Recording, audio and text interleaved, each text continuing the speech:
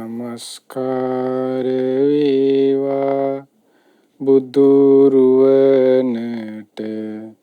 සැමදා බුදු හිමි සරණ යමි. නමස්කාර වේවා ධම්රුවනට සැමදා සදහම් සරණ යමි. නමස්කාර වේවා සංඝරුවනට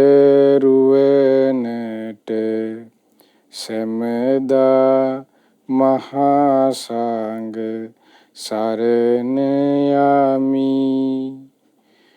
නමස්කාර වේවා තුනුරුවනට සැමදා තිසරණ සරණ යමි. සාදු සාදු සාදු. අපට මේ උතුම් ධර්මයේ කියා දෙන ගුරු දේවෝත්තම කල්යාණ මිත්‍ර පින්වත් ලොකු ස්වාමීන් වහන්සේට ඔබ අප සීල දෙනාගේම නමස්කාරය වේවා. සාදු සාදු සාදු. ශ්‍රද්ධාවන්ත පින්වත්නි, මීට කල්ප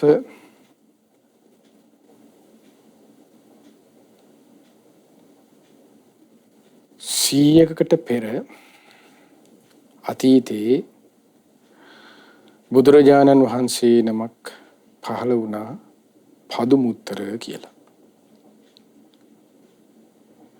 ඒ පදුමුත්තර බුදුරජාණන් වහන්සේගේ කාලේ පදුමුත්තර සම්මා සම්බුදුරජාණන් වහන්සේ අගතනතුරු තම ශ්‍රාවකීන්ට ලබා දෙන අවස්ථාව.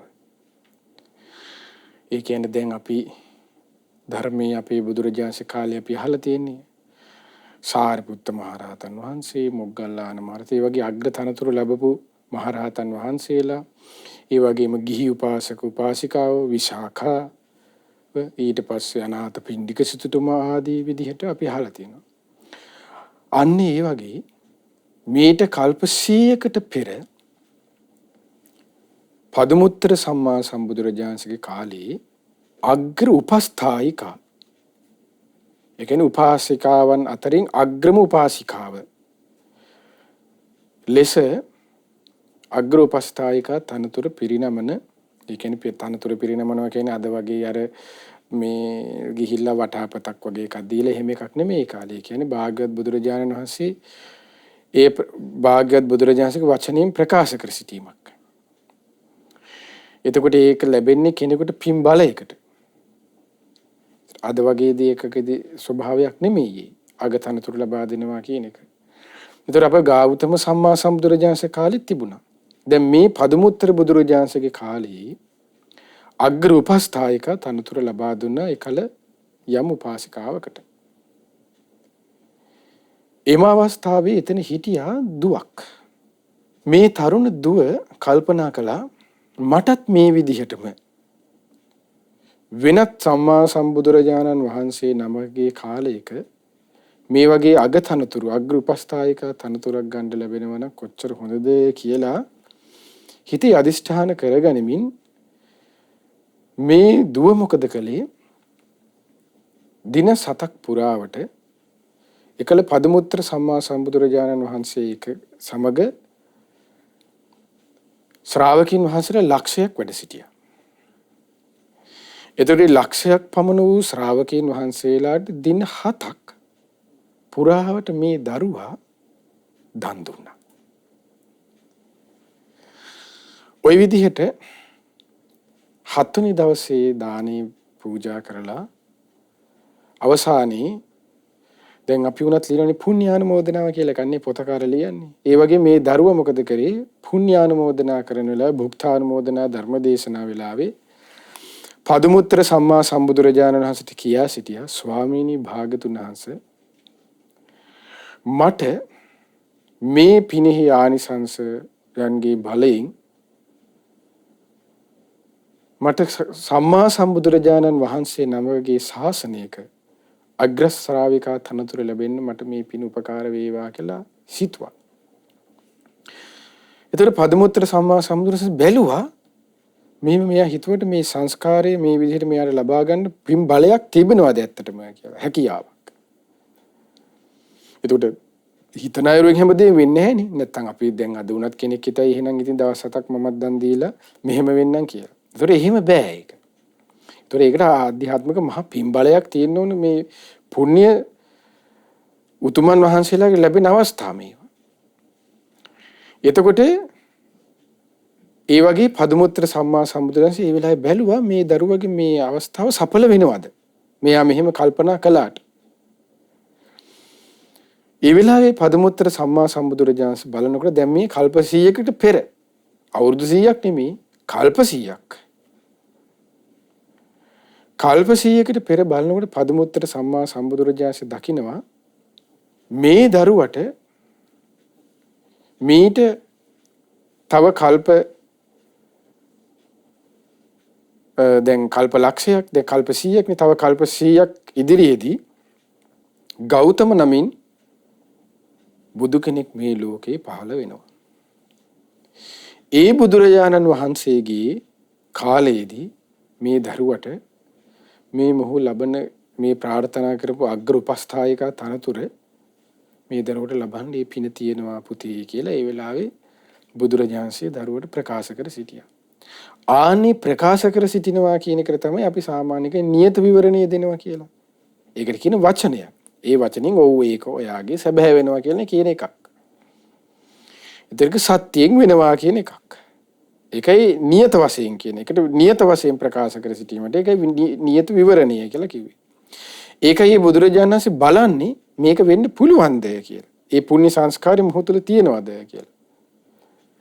එතකොට එහෙන් බලනකොට එහෙනම් තව කල්ප 100ක් ඉදිරියේ ගෞතම නමින් සම්මා සම්බුදුරජාණන් වහන්සේ නමක් පහළවනවා. ඒ පහළවන කාලයේදී මෙන්න මේ දරුවට ගෞතම සම්මා සම්බුදුරජාණන් වහන්සේගේ අග්‍ර උපස්ථායිකා තනතුර ඒ ශාසනයේ ලැබීමේ ලාභය උදා වෙනවා කියලා දැක්කා.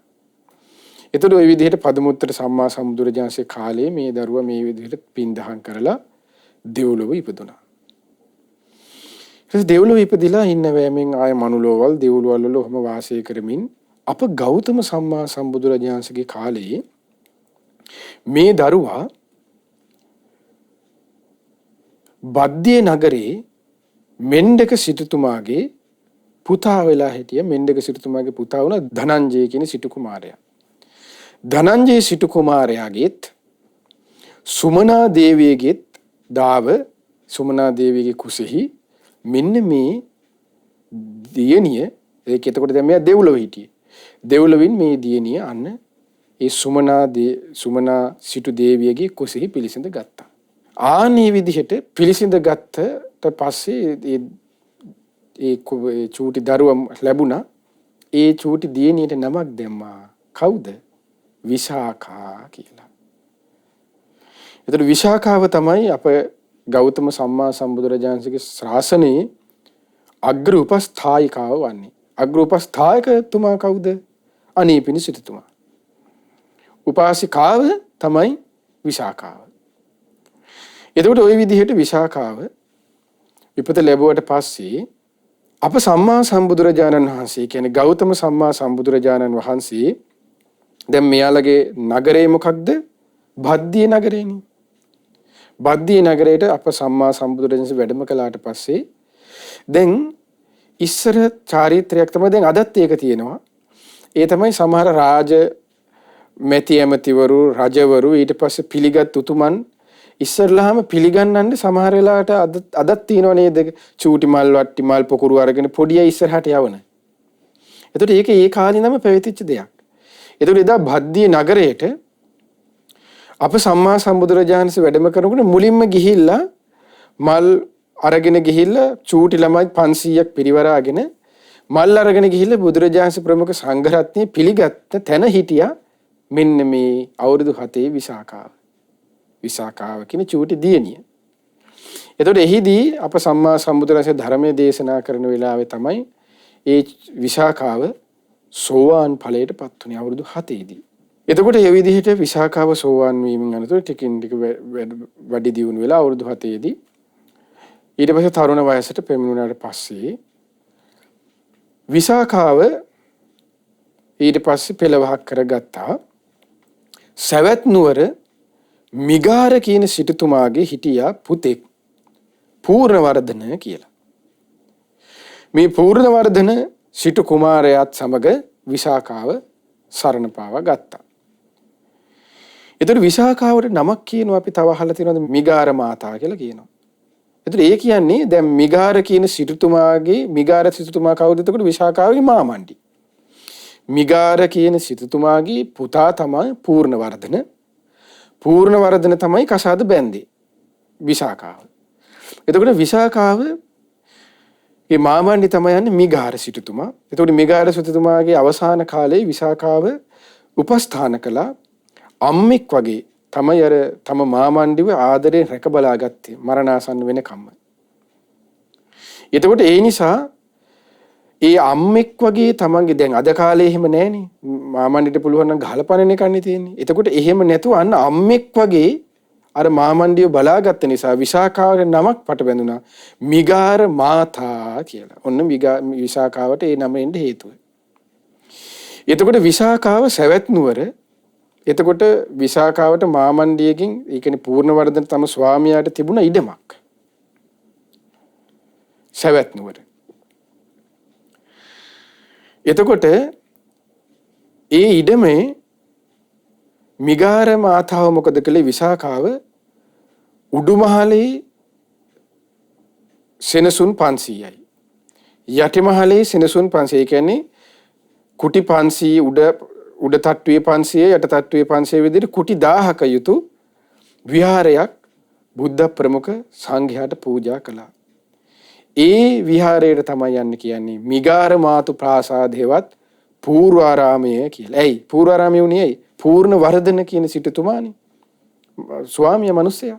එතකොට එයාගේ නමයි මිගාර මාතා කියන නමයි එකතු වෙලා අන්න මිගාර මාතා ප්‍රාසාදය නැත්තම් පූර්වාරාමය කියන නමින් ඔන්න ප්‍රසිද්ධ වුණේ. විසාකාව විසින් හදපු. ඒ හැදුවේ විසාකාවගේ තිබුණ මාලයක්. ඒ මාලයට කියන්නේ මහා ලතා මාලය කියලා. ඒ මාලේ 9 කෝටියක් වටිනවා. එතකොට මේ දැන් අවුරුදු 7 ඉඳන් මහා සෝවාන් වෙලා හිටපු දියණිය දාගෙන හිටපු මාලයේ ගණන කීයද? කෝටි 9යි.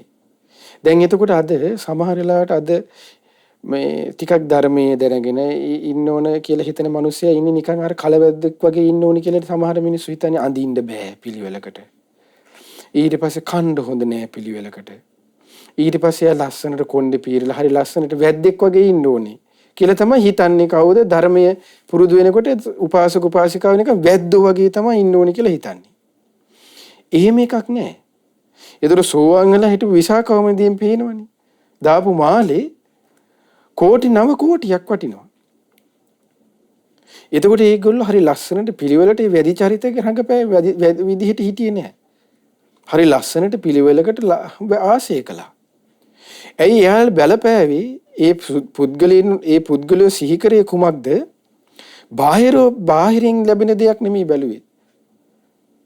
බැලුවේ ආධ්‍යාත්මික ගුණයයි. ඒතර අද අපි බලන්නේ යන්නේ බාහිරින්නේ. ලස්සනට ඇඳොත් මොකක් හරි නමක් කියලා අර කියන කැතනම් කියලා කතා හදනවා ගෑනු ළමයෙකුට නම්. ඔය කෙල්ල මෙහෙම කෙල්ලෙක් කියලා. කොල්ලෙක් ලස්සනට ඇඳගෙන හිටියොත් ඒ කොල්ලටත් කතා හදනවා. එහෙමනේ. දැන් එකල මිනිස්සු වන්නේ එහෙම නෙමෙයි. හරි පිළිවෙල ලස්සනට හිටියා. ආධ්‍යාත්මිකත් ලස්සනයි, බාහිරනුත් ලස්සනයි. එතකොට ඒ මාලය විකුණලා තමයි යන 9 කෝටියක් ඒ මාලය වෙච්ච විකුණලා තමයි අන්න විසාකාව මිගාරු මාතු ප්‍රාසාදේව පූර්වාරාමේ හැදුවේ. එතකොට ওই විදිහට දැන් පූර්වාරාමේ හදන කාල වෙනුවට විසාකාවගේ හිටියා තම නෑදෑ පරපුරින් ලැබුණ විසාකාවට යම්කිසි මුදල් ප්‍රමාණයක්. එතකොට මේ මුදල් ප්‍රමාණය විසාකාවට එව්වා.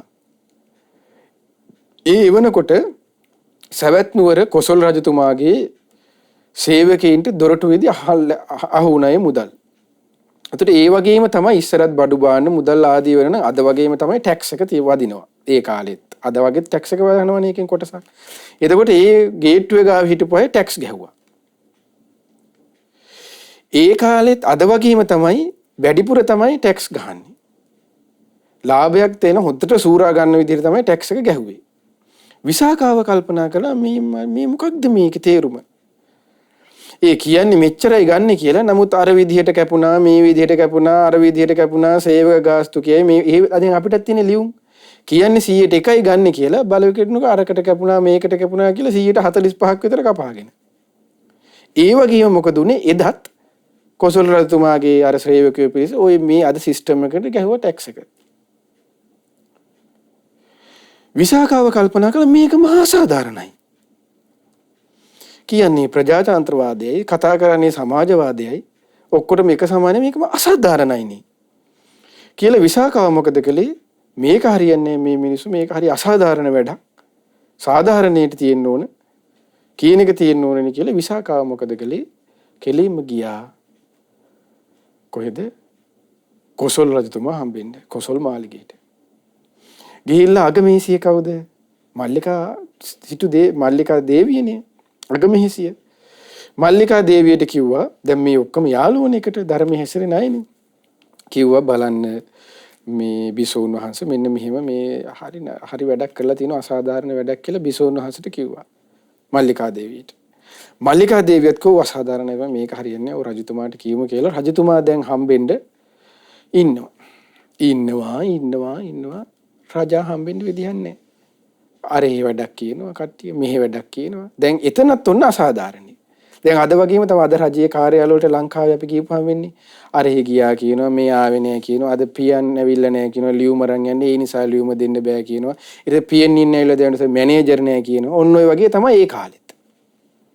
ඒ වගේ රජමාලිගෙත් එහෙම වුණා. ඊට පස්සේ විසාකාව දැන් ඉන්න විසාකාව දැන් තවත් හරි ගියේ නෑ මේක මහා අසාධාරණ කියලා තවත් කියනවා.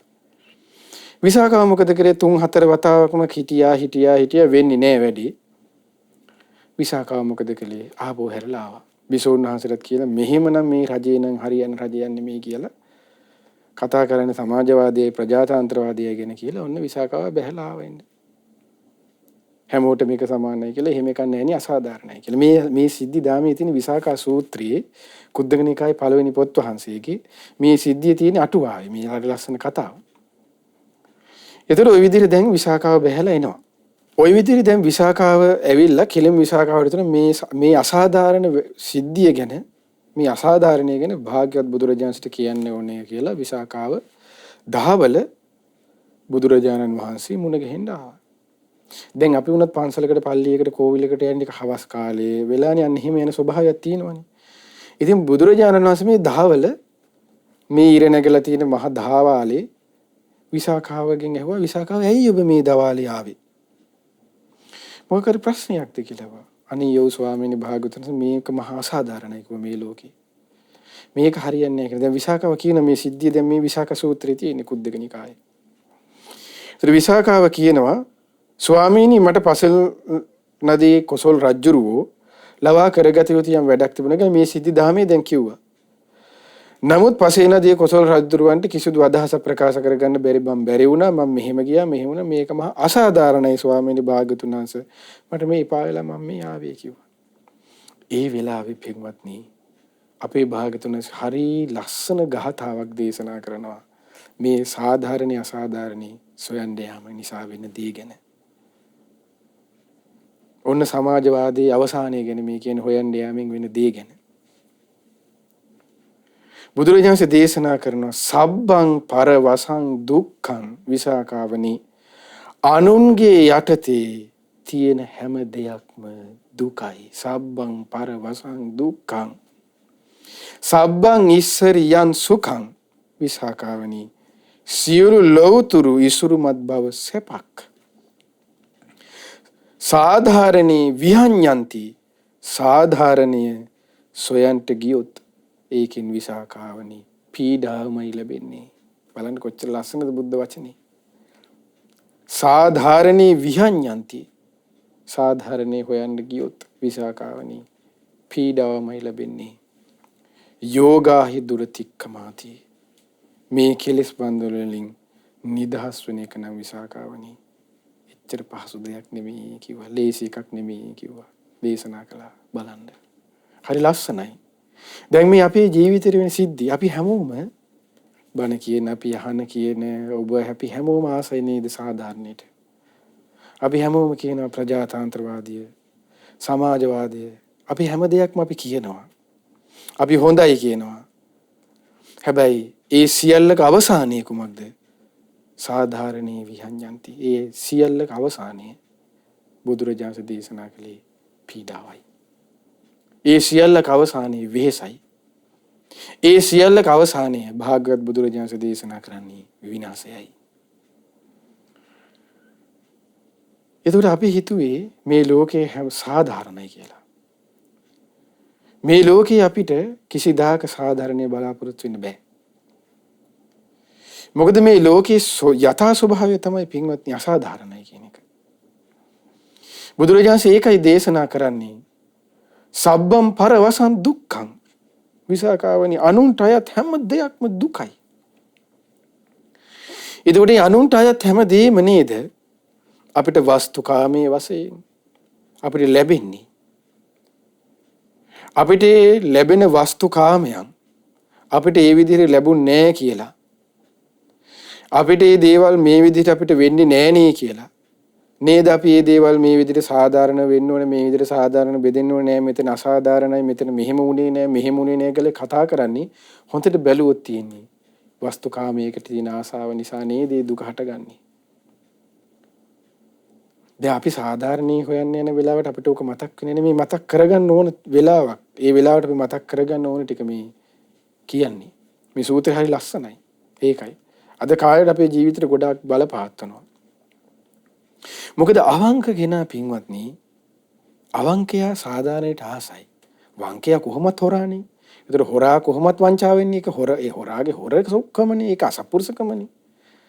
නමුත් අවංක කෙනා ආසයි සාධාරණයට. හැබැයි අවංක කෙනා සාධාරණේ සොයන්න ගිහිල්ලා සාධාරණයෙන් කතා කරන්න යනවා. හැබැයි ලැබෙන්නේ අසාධාරණෙමයි. ඒ හේතුවෙන් බලන්න අපේ ජීවිතවලට ලැබෙන්නේ දෙයි මොකද්ද වෙන්නේ? විහඤ්ඤන්ති. විනාශයයි.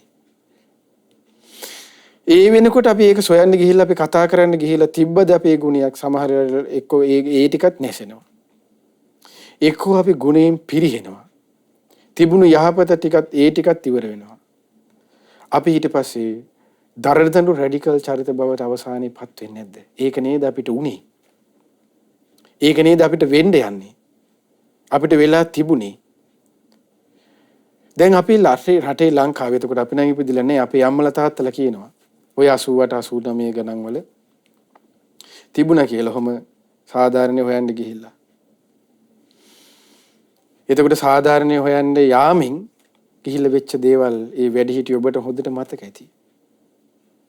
අදටත් අපි හොයන්න යනවා. අදටත් වෙන දේ අපිට මතකයිනේ. වෙන දේවල් දැන් අපිට සමාජය ගැන ටික ටික දන්නවනේ. ඒත් වෙහෙසට තමයි අපිටපත් වෙන්නේ. බුදුරජාණන් දේශනා කරන මොකද? සබ්බම් පරවසං දුක්ඛං. අනුන් යටතේ තියෙන හැම දෙයක්ම දුකයි. එතකොට අනුන් යටතේ කියන එක ගත්තොත් අපිට අනුන් යටතේ තමයි අපි සොයන වස්තුකාම හැම දෙයක්ම තියෙන්නේ ඕනේ. ඒ දේවල් ගන්න යාමෙන් එතකොට අපිට දුකයි. ඒ දේවල් නොලැබීම හේතුවෙන්.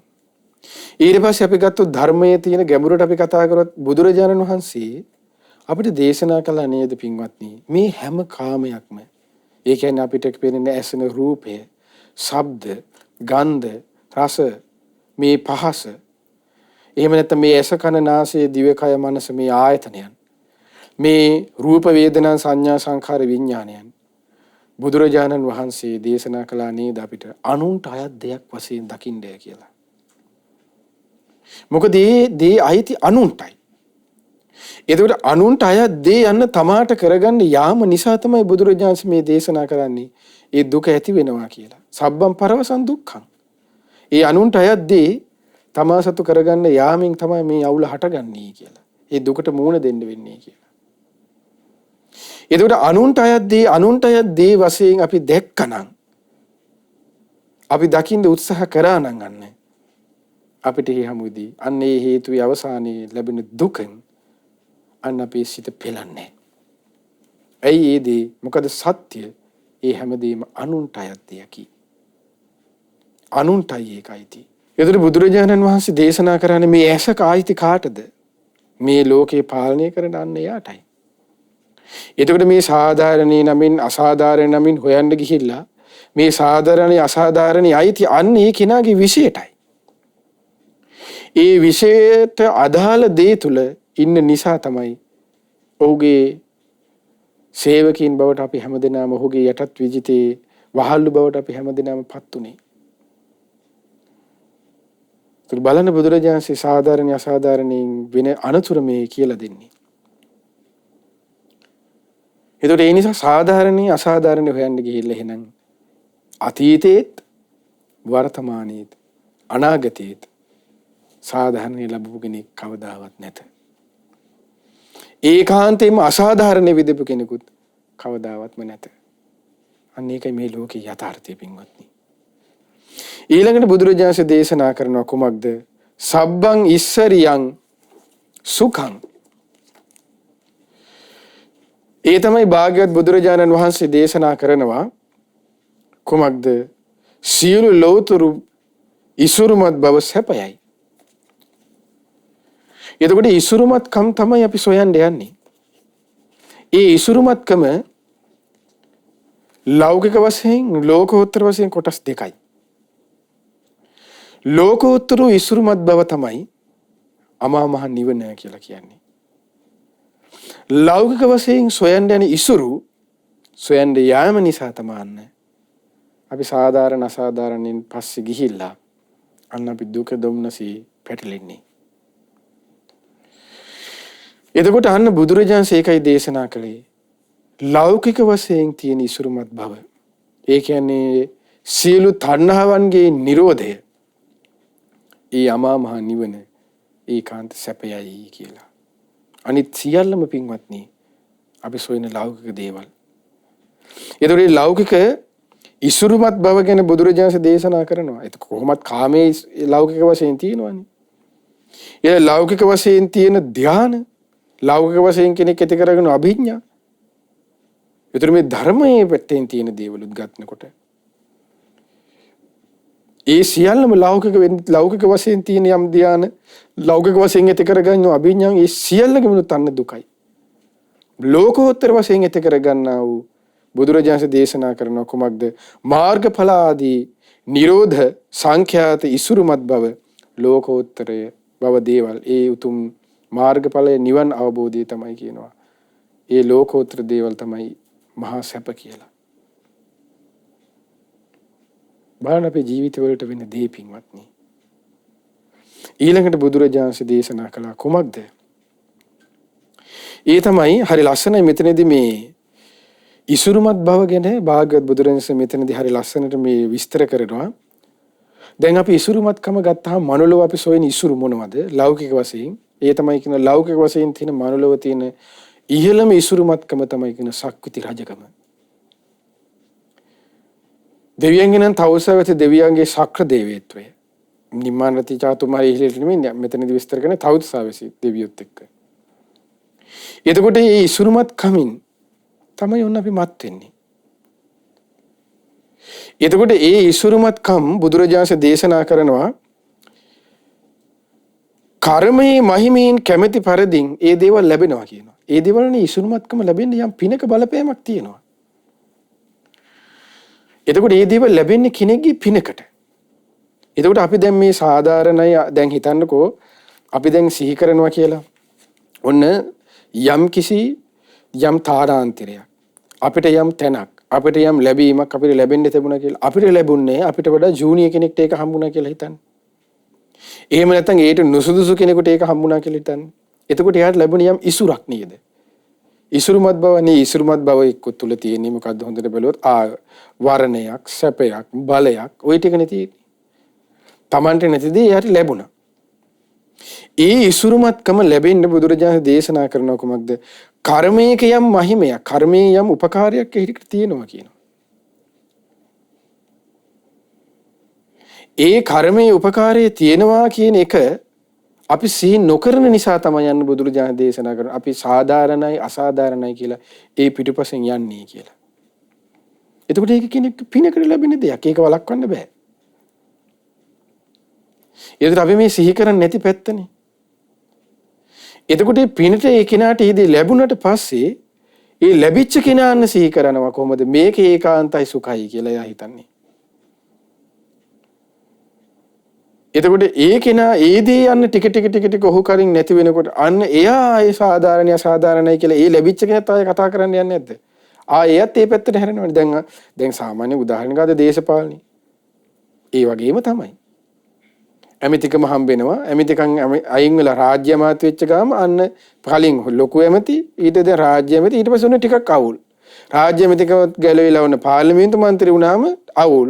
ඊළඟ පාර්ලිමේන්තු මැතිවරණදී විපක්ෂයේ වාඩි වෙනවා. ඇමතිකම බලාපොරොත්තු. අන්න ඒ වගේ තමයි. මේ ඔක්කොම තුල තියෙන මේ සාධාරණයන්ගේ සොයා යාම. අපි මේ සාමාන්‍ය ජීවිතයේ තියෙන සිද්ධිය මේ. එතකොට මේ බුදුරජාණන් දේශනා කරන එක මේ හැම දෙයකටම පිනේ බලපෑමක් තියෙනවා කියලා. ඒ පිනේ බලපෑමෙන් ලැබිච්ච දේ තුලදී ඒ දේ තුල ඉන්නකොට එයා සිහි කරන්න ඕනේ කියන බුදුරජාණන්සේ. එයාට සිහි වෙන්නේ නැහැ කියන මේවා සංකත දෙයක් කියලා මේ සංස්කාරය. මේ සංස්කාරය කියන්නේ සංකත දෙයක්. හට ගන්නා වූ, පවතිනා වූ, පවතින දේ තුල වෙනස් වන්නා වූ දෙයක් කියලා අන්න ඔහු දන්නේ නැති නිසා තමයි.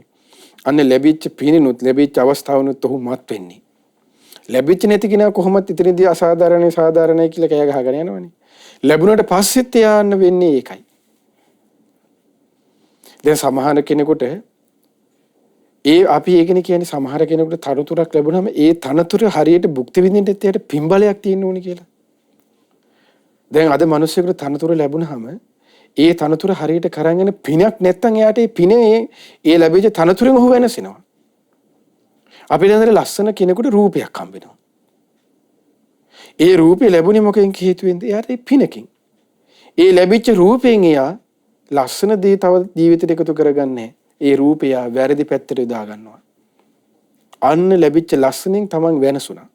අනේකයි මේ කියන්නේ. තමන්ට පරිපාලනයේ පැත්තකට යන්න හම්බෙනවා. ඒදී තමන්ට ලැබුණේ අවස්ථාව මොකක්ද? අන් අයට උපකාර කරන්න නෑ. ඔහු බලාපොරොත්තුනේ ලැබුණේ තමන්ට මොකක්ද? අනිත් අයට උපකාර කරන්න අවස්ථාවයි ලබා දුන්නේ. හැබැයි ඔහු බලාපොරොත්තුනේ අන් අයගෙන් උපකාරයයි. ඒ විදිහට නෙවෙයි. එතකොට බලන්න මේ ලෝකයේ අපි පැටලලා ඉන්න තැන්. මේ හැම දෙයකින්ම ගැලවෙන්න හරියට යන්න ඒ පින කියන එක බලපානවා. ඒ රස්සාව හරියට කරන්න උනත් ඒ මනුස්සයට පිනක් ඕනේ. නැත්තම් ඒ රස්සාව තනා ගන්නවා යා. අන්න ඒකයි පිනක තිමේ මම කියන දේ මේ කර්මයක මහිමේ බලපාන්නේ. ඒ සංස්කාරයක ස්වභාවය මේ බුද්ධ වචනේ තියෙන්නේ. ඒතර මේ දේවල් වැරදි නැහැනේ. ඒතර ඒ හේතුවෙන් අන්න යා ඊළඟට සොයන්න යන දේ නිසා ලැබෙන දේ බුදුරජාණන් දේශනා කරන සාධාරණේ විහඤ්ඤಂತಿ. සාධාරණේ සොයන්න යාමෙන් මෙම සත්වයෝ එයා මොකද කරන්නේ? සාධාරණේ සොයන්න යාමෙන් සාධාරණේ නොලැබීම හේතුවෙන් සත්වයෝ නසනු ලබත්. බලන්න ධර්මයේ කොච්චර ඇත්තද? සාධාරණේ අපි ඉල්ලනවා ලැබෙන්නේ නැත්තම් අපිට ලබා දෙන්නේ නැත්තම් අපි මොකද කරන්න යන්නේ? මෙන්න මේක නේද කරන්නේ. නසනු ලබන්නේ. ඒ පුද්ගලයා අපි මරන්න ඕන කියලා හිතන්නේ නැද්ද?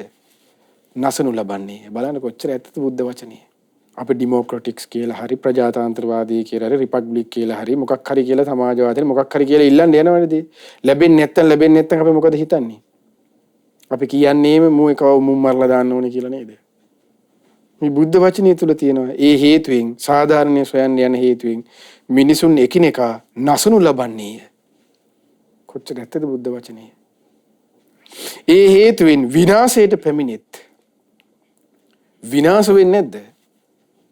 විනාශ වෙවි දැන් බලන්න මේ ලෝකයේ තුල විවිධ රටවල් විවිධ දේවල් සොයාගෙන යන්න ගිහිල්ලා ඒ හොයන්න යන්නේ තමාගේ පරිපාලනයට නටත්ව තමාගේ පරිපාලනයට යටත්ව ඉන්න පිරිසක් හදාගන්න ගිහිල්ලා ලෝක විනාශ වෙලා යන්නේ නැද්ද? ලස්සනට තිබිච්ච රටවල් දැන් නැත්තරම නැති වෙලා ගිහිල්ලා නැද්ද? දැන් අද කාලේ එකම උදාහරණයකට සිරියාව ගමුකෝ. සිරියාවෙන් තිබිච්ච රටේ දැන් කෝ මෙලෝ සිරියාවක් නැහනේ. ඒත් අපි අහලා තිනවා ලිබියාව ජාතියාගම කුලමල අපි අයින් කරමුකෝ. නමුත් මිනිස්සු කාලා බීලා සතුටින් හිටියනේ. දැන් මොකද? මේ දේ හොයන්න යාම නිසා නේද? ඕක තමයි අපිටත් වෙන්නේ. අපිට උනේ අපේ දෙමාපිය අපිට කිව්වේ සාධාරණ අසාධාරණ හොයන්න ගිහිල්ලා කලින් 89 88 වල කාපු කෑම මතකද? අපි නම් දන්නේ නැහැ. ඒ ඔබට මතකද වෙඩි හිටිය ඔබට? විනාශයට ගිය විනාශ මුඛවල්. ඒ තරුණ ජීවිත උගත් ජීවිත කොච්චර විනාශ වුණාද? ඒ දීපල කොච්චර හානි වුණාද? ඒ ජීවිත කොච්චර හානි වුණාද? දැන් අද කෝ ඒ කිසිවක්. බලන්න සාධාරණයක තියෙන අසාධාරණකම. සාධාරණයේ සොයන්නේ යෑමෙන් ලැබෙන අසාධාරණකම්. අන්න ඒකයි පින්වත් මේ බුද්ධ වචනය කියවීම නිසා අපිට ලැබෙන ලාභය. නැත්තම් අපි හැමෝම හිතන්නේ සාධාරණේ හොයන එක හරි කුසලයක් හරි පිනක් අපි ඒක සොයන්න ඕන. නෑ බුදුරජාණන් දේශනා කළේ සාධාරණේ කොච්චර හොයන්න ගියත් ඒක ලැබෙන්නේ නෑ. ඒ හේතුවෙන් උට ලැබෙන ටික කියනවා මේ සමාජවාදයේ අවසානයේ මේ ලැබෙන ටික මේ කියන්නේ මොකද්ද? විනාශයයි කියනවා. ලැබෙන්නේ යහුට කියනවා එකිනෙකාගේ මරා කොටා ගැනීමයි කියනවා. කල්පනා කරලා බලන්න අතීතයේ හොඳ ගුරුවරයෙක් කියනවනේ පාඩම් ඉගෙන ගන්න. අතීතයේ ගන්න කියන්නේ ගුරුවරයෙකුට පාඩම් ඉගෙන ගන්න. එහෙමත් මොලේ තියෙන කෙනෙක් තමයි ඉතින් අතීතයේ ගුරුවරයෙක් කරගෙන හැදෙන්නේ. ඒකයි අතීතයේ කෙනෙක් ගුරුවරයෙක් කරගන්නයි කියන්නේ. හොඳ පාඩම්. ඒකින් තමාගේ ජීවිතයට අත්දැකීම් ලබාගෙන හදාගන්න පුළුවන්. ඒ හේතුවෙන් බුදුරජාණන් දේශනා කරන සාධාරණී විහඤ්ඤන්ති සාධාරණේ සොයන්න යාමින් අන්න එකිනෙකා නසනු ලබන්නේය. විනාශයට පැමිණෙන්නේය. අවසානයේ ඔවුන් වෙහෙසට පත්වන්නේය. අවසානයේ ඔවුන් පීඩාවට පත්වන්නේය. බුද්ධ වචනය. ඔන්න අපිට වෙනදී අපේ ජීවිතවලත් අපි පොඩ්ඩක් කල්පනා කළොත් පින්වත්නි අපි සාධාරණේ හොයන්න ගිහලා අනිච්ච අවස්ථා ඇතිනේ ඕන තරම්. ඒ අනිච්ච අවස්ථාවල තියෙන සාධාරණේ ලැබිලාද? නෑනේ වෙහසක් නේ. හිතින් වෙහසක් වෙලා දුක් පීඩාවලට පත් වී අපි කායික මානසික කොච්චර ඉන්නේද? එතකොට අපි කැමති දේ නොලැබීම කියලා කියන්නේ අපිට දුක නම් ආර්ය සත්‍ය මේ බුදුරජාණන් දේශනා කරන්නේ. මේ දුක තමයි අපිට ලැබෙන්නේ. ඒක කායික වෙහසක්. මානසික වෙහසක්. ඒ සාධාරණේ අසාධාරණේ දරා ගන්න බැරුව මේ මානසික වෙහසටපත් වෙලා අප සමාජයේ අප නෑදෑයෝ මිත්‍රයෝ අපි දන්න අඳුරන අය අපි අහලා තියෙන කොච්චර සමහර වෙලාවට ඒ දරා ගන්න බැරුව මිනිස්සු කොච්චර තමාගේ සීදී විනාශාගෙන තියෙනවද? මේ දේවල් සොයන්න ගිහිල්ලා. මේ දේවල් සොයන්න ගිහිල්ලා අදටත් කොච්චර මිනිස්සු මේ මොහොතේත් බැට කනවද? අන්න ඒකයි මේ දේ කිසි දවසක සඵල නොවන්නේ බුදුරජාණන් දේශනා කළ ඒකයි. මොකද අපි එක එක්කනට පින්වත්නි ඒ ලැබලා තියෙන පුණ්‍ය සංස්කාරයෙන් අපි එක එක්කනට වෙනස්. ඒ පුණ්‍ය සංස්කාරය අනුව තමයි අපිට හැමදේම ලැබෙන්නේ. අපි අද මේ සාධාරණ අසාධාරණ අද අපි අර නම් වලින් කතා කරන ප්‍රජාතන්ත්‍රවාදී කියලා හරි සමාජවාදී කියලා හරි අපි මේ සාධාරණ අසාධාරණ තමයි අද අපි කතා කරන්නේ. ඒ අපි සොයන දේ අපිට කවදාවත් ඒකාන්තම 100% ලැබෙන්නේ නැහැ. ඇයි? එකිනෙකාගේ පුණ්‍ය සංස්කාරය වෙනස්. මේ බුද්ධ වචනය. ආන්නේකයි. අපි හැමෝටම සාධාරණින් ඉන්න ඕනේ කිව්ව ඒක ලෝකයේ තියෙන යථාර්ථය නෙවෙයි. ලෝකේ යථාර්ථය කුමක්ද? සංස්කාරය කියන එක ඒක අනිත්‍ය දෙයක්. ඒක එකිනෙකා සකස් කරගත්තා වූ දෙයක්. ඒකයි සංස්කාරයට සංස්කාර කියලා කියන්නේ. තම තමා සිතෙන් මෙහෙවා චේතනාව මෙහෙවා හදාගත්තා වූ දෙයක්. ඒ අනුව තමයි ඒ කෙනාට ලැබෙන්නේ. ඒ උස්පහත් වීම අනුව තමයි අන්න අපි අර මේ අවුලේ වැටෙන්නේ. මෙහෙම අවුලක් තමයි මෙතන තියෙන්නේ කියන කන්න තේරුම් ගන්න කියන එක තමයි විසාකාවට බුදුරජාණන්සේ දේශනා කළේ. එතකොට සෝවාන් ශ්‍රාවකයොත් එහෙම පැටලුණා නම්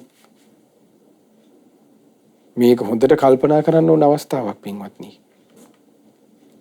එතකොට විසාකාවට මේ කාරණාව කියලා දෙනකොට වහා තේරුම් ගියා ධර්මයේ නුවණින් පිළිසිදු දැක්ක තිබෙච්ච නිසා.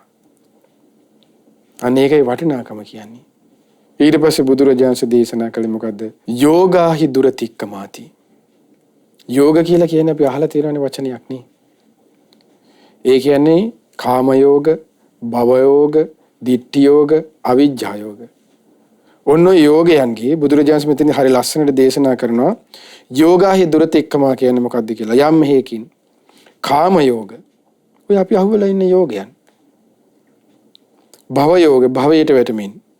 ditthi නොයේක් දෘෂ්ටි වලට අහුවෙලා දැන් බලන්නකෝ.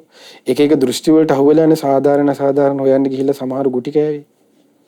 දැන් මේ දෘෂ්ටි වලට දැන් අපි කතා කරන අපි විවිධ මාතෘකා වලින් අපි අද සමාජයේ කතා කරන්නේ අර වාදය මේ වාදය මාක්ස් වාදය ලෙන්සු වාදය ඔය මාක්ස් අනම්මනම් ඔය එක එක වාද වලින් කතා කරන්නේ. අද කාලේ ගොඩක් මාක්ස් කියන වචනේ භාවිතා කරනවානේ. තියෙනවනේ මාස්ක් එක දාන් යන්න ඕන එක. එතකොට මාක්ස්. එතකොට මේ මාක්ස් වාද කතා කරන්න ගිහිල්ලා අවසානයේ වෙච්ච දේවල් දකින්නවනේ. ඒ ඔක්කොම දෙන්නේ මොකක්ද? ඒ වගේ දෘෂ්ටිනේ තියෙන්නේ.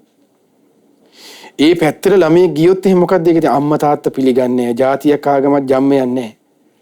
ඒ වාදයේ වෙනුවෙන් ඒ දෘෂ්ටිය වෙනුවෙන් ඒ කියන්නේ අම්මා තාත්තා උනම මරනවනේ. එතකොට ඒකට සිංහලද දෙමළද මුස්ලිම්ද බර්ගද මැලේද ભેදයක් නැහෙනේ. අම්මා තාත්තා උනත් ඒ දෘෂ්ටියට විරුද්ධව කටයුතු කළාද? අන්න සහෝදරයන්ගේ දර්ශනයට විරුද්ධ වුණා අම්මව මරපන් කිව්වා. සහෝදරයෝ ටික එකතු වුණා මැරුවා. ඒකයි මේ දෘෂ්ටියක තියෙන බරපතලකම කියන්නේ. ඒතර දෘෂ්ටියක තියෙන අනතුරේ. ඒ දෘෂ්ටියෙන් හැදුවේ මොකක්ද? සොයන්න සාධාරණී කියන එක හැදුවේ. ඒට එකතුනේ බලන්නේ. තරුණ ජවයෙන් යුතු පිරිසන එකතු වෙන්නේ. ඇයි අවංකය තමයි ඒකට එකතුනේ.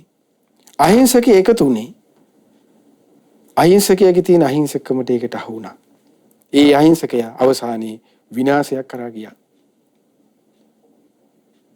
මෙරිච්ච ගොඩාක් දරුවෝ ඒ හේතුවෙන් ලෝකයේ සිදුවෙත් ඔය හැම වාද විවාද ඔස්සේ මරුණේ මිනිස්සු නේද?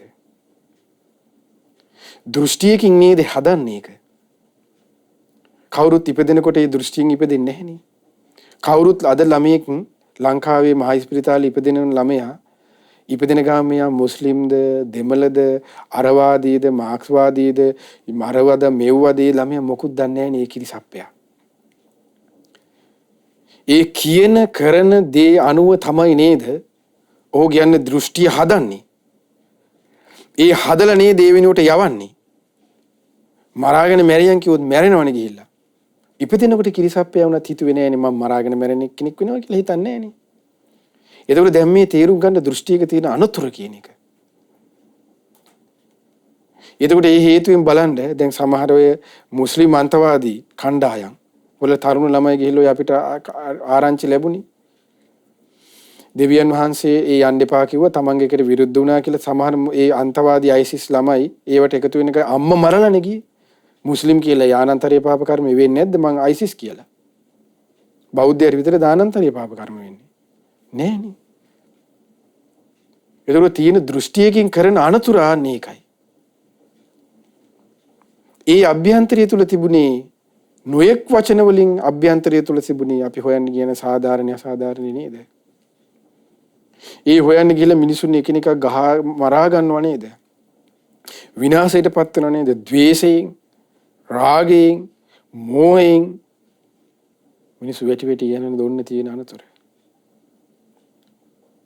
ඒකයි බුදුරජාණන් දේශනා කළේ මේ දෘෂ්ටිව මේවට මේ යෝගයන්ට අහු කරවනවා කිව්වා. ඔය සාධාරණ අසාධාරණ. ඒ නිසා සාධාරණ අසාධාරණ සොයන්න යාමෙන් ඒ යෝගයන් තුල අසුවීමෙන් ඒ යෝගයන්ගෙන් ඊට පස්සේ නිදහස් වෙන එක නම් දුරතික්කම හරිම දුෂ්කරයි කියලා බුදුරජාණන් දේශනා කළා. හරි නේද? ඒකට ඒ වාදයකට ඒ මතවාදයකට අහුනොත් ආයෙකින් ගැලවෙනවා කියන එක වෙන්නේ නැහැ නේ. ලේසියෙන් ගලව ගන්න කොච්චර අමාරුද? ඇයි ඒ හිත ඒකට තමයි හුරු උනේ. මොන බලන්නද ලෝකයේ මිනිස්සුන්ට වෙන දේ මේ බුද්ධ වචනේ තුල බුදුරජාණන් විස්තර කරන හැටි. අද අපේ සමාජයේ අපි ඉන්නේ තත්වයන් මේ. ඒ තුල තිබුණේ කොමක්ද? එක්ක කාම යෝගයකට අසුවීමක්. භව යෝගයකට අසුවීමක්. දෘෂ්ටි යෝගයකට අසුවීමක්.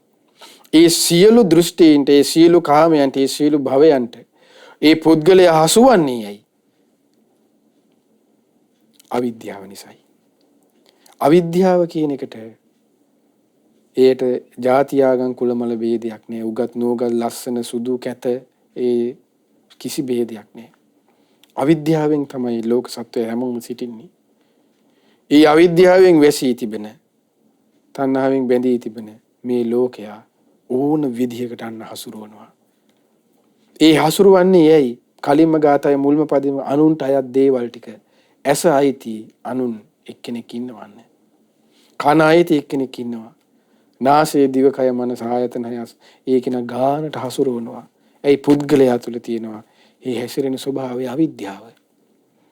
ඇයි ඔහුට සත්‍ය වැටහෙන්නේ? ඔහුට ඒ සත්‍ය වහලා මෙම සාධාරණී කියන කරුණෙන් හෝ අසාධාරණී කියන කරුණෙන් හෝ විවිධ නම් වලින් ඒ කරුණ වහලා වැසීම නිසා ඔහු එක්ක කාම යෝගී තුලමින් දුකින් දුකටම වැටෙනවා. භව යෝගී තුලින් දුකින් දුකටම වැටෙනවා. දෘෂ්ටීන්ට අසු වීමෙන් දෘෂ්ටි යෝගයන් තුලින් දුකින් දුකටම වැටෙනවා. අවිද්‍යාවක තියෙන බරපතලකම උන්නේ ඒකයි. ඒ නිසා පින්වත්නි මේ කියපු කරුණ ටික ගැන නිස්කලංකව නිසල්මනේ කල්පනා කරන්න. සාධාරණේ සොයන්න ගිහිල්ලා අනුතරි වැටෙන්න එපා. සාධාරණේ සොයන්න යෑමෙන් අතීත අනාගත වර්තමානයේ තුල කිසි කෙනෙකුට කවදාවත් සාධනෙ ලැබෙන්නේ නැහැ. ලස්සන ගාථාවක් තියෙනවා ධම්මපදයේ. අතුලට කියන්නේ අතුලට කියන පෝරාණ මේතං අතුල නේතං අජ්ජතනාමිව නින්දන්ති තුන්නිමාසීනං නින්දන්ති බහුබානිනං මිතභානින් පිනින්දන්ති නත්ති ලෝකේ අනින්දිතෝ. කට වහගෙන හිටියත් බයින කෙනා බනිනවා. කතා කළත් බයින කෙනා බනිනවා. කතා කළොත් කියන එක්ක වැඩිපුර කතා කරා කියනවා. එක්ක කතා කරලා අඩුවෙන් කතා කරා කියනවා. එක්ක ගානට කතා කර කොමන විදිහකට අපි හැසුරුණත් කෙරුවත් කෙව්වත් නිහඬව හිටියත් මේ ලෝකේ නින්දා ලැබීම කියන එක අන්න වළක්වන්න බෑ පින්වත්නි. ඒක ධර්මතා. නින්දාවන්ම විතරක් ලැබපු කෙනෙකුත් නෑ මේ ලෝකේ.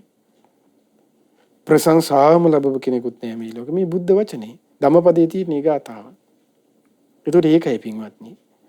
අපි මේ කාරණාවන් තේරුම් ගත්තේ නැත්නම් ගොඩක් වෙලාවට මේ අද මේක කියලා දෙන්න කල්පනා කරේ ගොඩාක් අය හිතන්නේ මේ සාධාරණී කියන්නේ හරි පින්වන්ත හරි කුසල් සහගත හරි හොඳ අරමුණක් කියලා. නෑ ඒ තුළ තියෙන අනතුරු මෙන්න මේකයි. ඒ නිසා මේ විසාක සූත්‍රය කුද්දක නිකායේ පළවෙනි පොත් වහන්සේගේ තියෙන මේ විසාක සූත්‍ර මුචලින්ද වර්ගයේ තියෙන උදාන පාළි වලට අයිති ඒ සූත්‍රය කියව ගන්න. ඊට ලස්සන අටුවාවක් තියෙනවා. ඒ අටුවාවත් ලස්සන කියව ගන්න. ඒතර තව ලස්සන කරුණු ඔබේ ජීවිත ධර්ම කාරණාවන් එක්රැස් කරගන්න පුළුවන්. ඉතින් ඒ විදිහට මේ සාධාරණ අසාධාරණ සොයන්න යෑමේ මේ සිතේ තිබෙන මේ සොයන්න යන මේ ආකල්පෙන් ඔබ අප හැම දිනකට නිදහස් වෙලා ධර්මයෙන් පිළිස්න දකිමින් ධර්මයෙන්ම නුවණින් විමසමින් ගෞතම බුදු සසුනේ ගුණ ධර්ම දියුණු කරගන්න ඔබ අප හැම දිනකට ශක්තිය ධෛර්යය වාසනාව ඒකාන්තයෙන්ම සැලසේවා. හැම දිනකටම තිරුවන් සරණයි. නමෝ බුද්ධාය. පුණ්‍යානුමෝදනාව අද දින කැනඩා දේශනා සඳහා දායකත්වය දරන්නේ මීට වසර කීපයකට පෙර මිය පරලොව ගිය අශෝකා ජයවර්ධන මෑණියන්ට පින් අනුමෝදන් කිරීම පිණිස පින්වත් මුනිදාස ජයවර්ධන තම ස්වාමි පුරුෂයා සහ නිමාලි පෙරේරා දියණිය ඇතුළු ඒ පවුලේ සීල දිනාගේ දායකත්වයෙන් යුක්තවයි.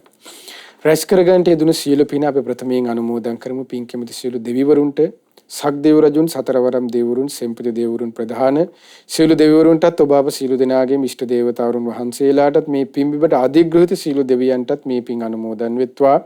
සුමන සමන් දේවනුන් දුන් උපුල්වන් දේවනුන් ඇතුළු ලක්දේව බුදු සසුන සුරකින්න සීල දෙවියෝද මේ පින් අනුමෝදන්න දිව්‍ය ආයුෂ වර්ණ සැපයෙන් බෙල්ත්වා ශ්‍රද්ධා සීල ශ්‍රුත ත්‍යාග පඤ්ඤා යන සේක බල ධර්මයෙන් වැඩිත්වා පිනින් සතුරුනි සීල දෙවියන්ගේ දිව්‍ය රැකවරණේ ආරක්ෂා උදව්පකාර ඔබ අප සීල දිනාට දායකත්වයේ දරන්නා වූ මුනිදාස ජයවර්ධන මහතා නිමාලි පෙරේරා මහත්මිය ඇතුළේ පවුලේ සෑම දෙනාට සලසා දෙත්වා.